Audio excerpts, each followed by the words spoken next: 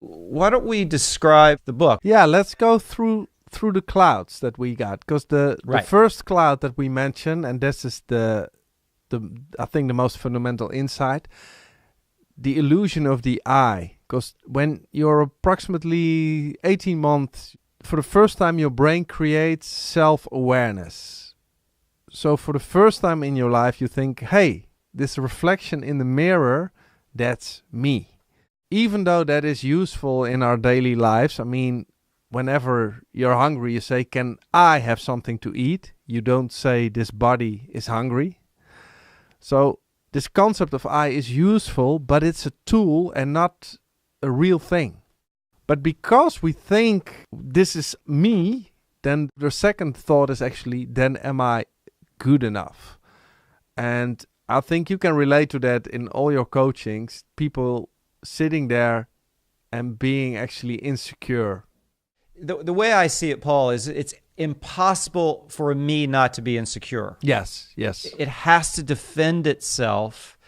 It has to make itself right to justify itself. So yeah, the tendency is often that some people become dominant, they become like aggressive and conflict seeking, and the other side is people who start to please. So they are more focused on pleasing other people, so they will get confirmation. Would you say that looking to control the world and looking to be good enough are clouds, as we term them?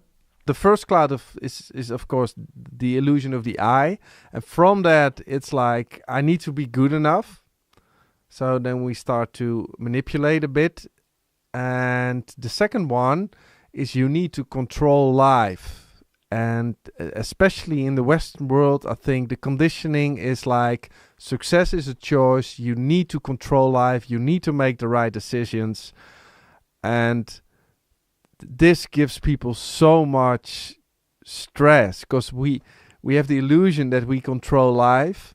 While at the same time, life simply does what it does. And it's like the famous quote from John Lennon, life is what happens to you while you're busy making other plans. 100%.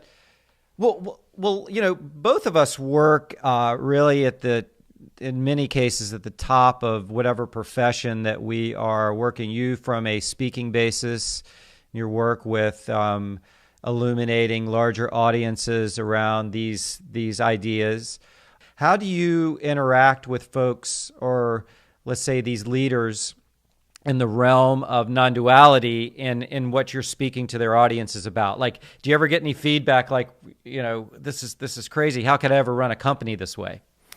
Well, mostly when people hear about non-duality for the first time, then it's so confusing. They're like, wait a minute, there's no control whatsoever. Then what am I doing?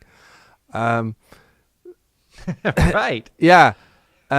It's true that there's absolutely no control, but there is the illusion of control. So you can't help it that you experience free will, because that's the trick our brain creates.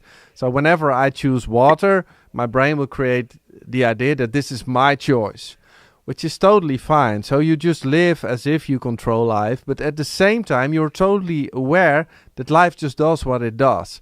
And I think more and more companies start to get open to this message because they realize that flexibility is so important these days, because everything is changing so fast. They now literally experience like, wait a minute, we don't have control. We have never guessed 5 years ago that this would be happening today, and we don't know what the next year will bring.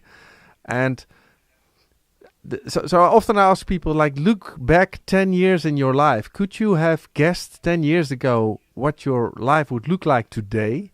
No, there are so many changes, so many unexpected moves. You just don't know.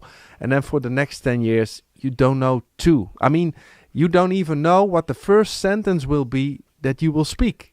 You don't know. So if you really get this message, then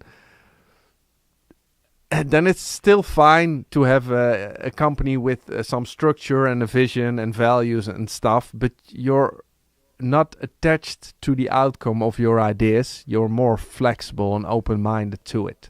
And it's actually one of the things that I think people could mistake as weakness. My experience in working with high performers within this framework of thinking is that when they consider it and they start to see it, what arises is really a traveling lighter over the terrain of life, to whereas they don't make as many, let's say, messes in their lives because they don't take things as serious as they did in the past. They could see through the clouds of what's going on over there, or they could see through a situation as just what's happening versus it's happening to, a me.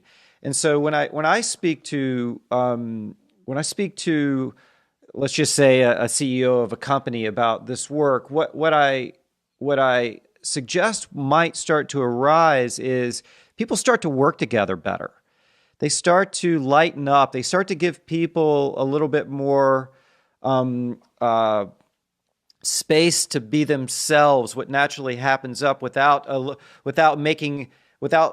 creating the clouds is bigger for these people. Typically, what happens is many times these high-powered executives, they might find that they create more clouds for their employees versus clearing the space. And that's something that we'll want to talk a lot about in the future is that what does the future leader look like? What is the way of being of the future leader, especially with all the distractions in the world and all of that things that are coming at people? How can the leader help them see themselves in a way that doesn't have fear and clouds arise? And I think that's what you're saying here. Yeah, no, absolutely. Because if we are so focused on this control, then if something goes wrong, there's instantly the cloud of frustration.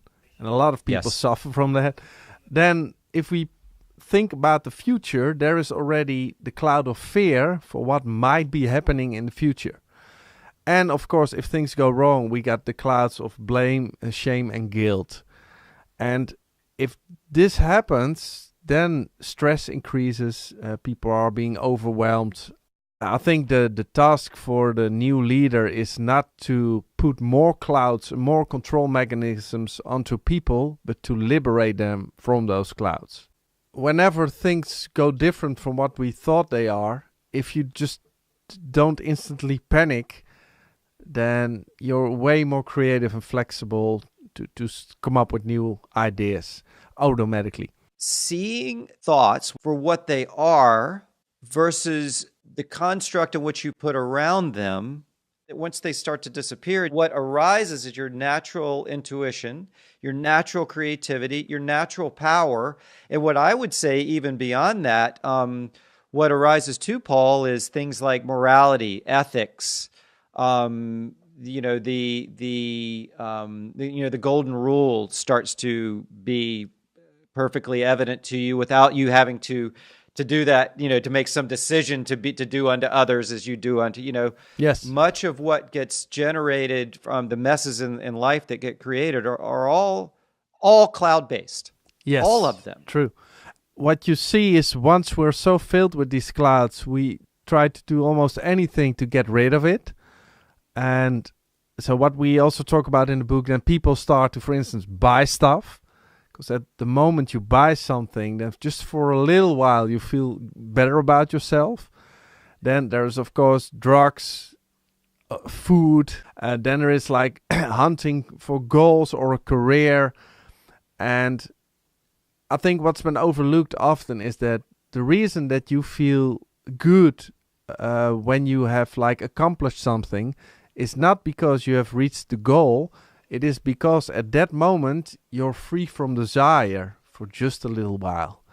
So it's the absence of the desire that gives you the good feeling, not the goal itself. And that is so radical. I mean, people, most all of our lives are oriented on if-then statements. If this happens, then this will happen. And it's an absolute, in many ways, it's a death sentence. It's a prison. It's a mental prison that most people live in this their whole lives. So, yeah. But what they don't realize is this is a moving target. You will never, ever get the target. Always changes until the realization happens that what I'm really looking for, it's just right here, right now. people build up clouds and we create more and more. Actually, we create clouds to trying to get rid of clouds, which is weird. But the fundamental point is how many of these clouds are actually true. And sometimes I ask this in front of an audience, and then people are like, well, 0. It's none, you know? Even the first cloud, the thought of an I, is merely a construction of the brain that is not even there when you're in flow, for instance. So our message, it's not really our message, it's the non-dual approach, of course, but is seeing through that first illusion of the I. Because if you see through that illusion, then all the other clouds can, over time, dissolve automatically. And life becomes way more easy. You get a cloudless mind.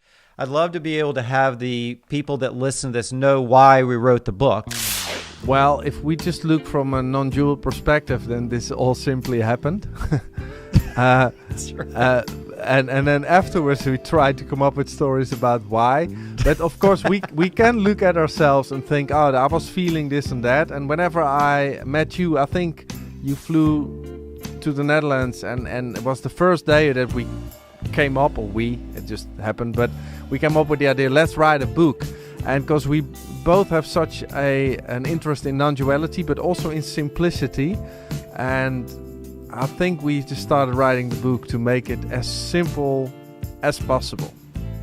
I mean, you know, it's people would want it, you know, it may be interesting to know, but the book ended up being around 15,000 words, which is a very short book. Very you can read short. it in probably less than 2 hours. Yeah. But it wasn't always that way. You know, even our own intention of writing a short, concise book did not turn out as we found ourselves into 40,000 words, and then finally at some point it arose. Wait a minute, you know, our work here is to create a piece of literature that is really accessible and simple